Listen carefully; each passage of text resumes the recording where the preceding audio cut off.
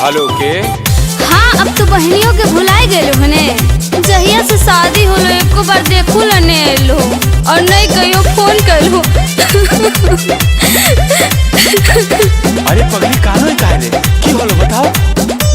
कहियो नहीं पूछो हो सुख दुख, न हो नहीं खबरवा हो। कहियो नहीं पूछो हो सुख दुख, न हो नहीं खबरवा हो। बाहरा से आई भोता भैया, आइहा हमरो घरवा हो। बाहरा से आई भोता भैया, आइहा हमरो घरवा हो। बाहरा से आई भोता भैया।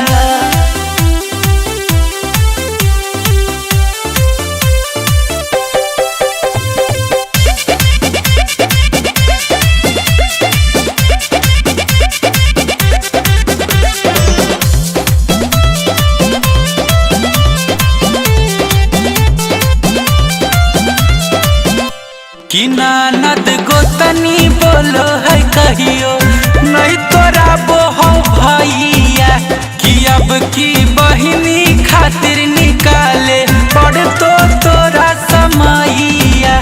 कि ननद गोतनी बोलो है कहियो, नहीं तोरा बोहो भैया। कि अब की बहिनी खातिर निकाले पड़ तो तोरा समैया। भगना भगनी के अपन देखी है एक नजरवा हो। बाहरा से आई भोता भैया, आइहा हमरो घरवा हो। बाहरा से आई भोता भैया, आइहा हमरो घरवा हो। बाहरा से आई भोता भैया।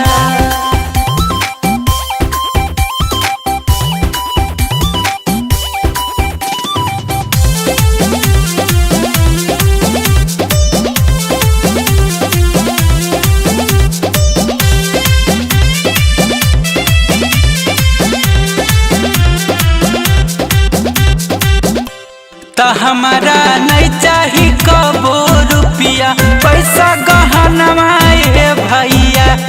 तोहरा देखे खातिर तरसे हमर नया नवा ए भैया।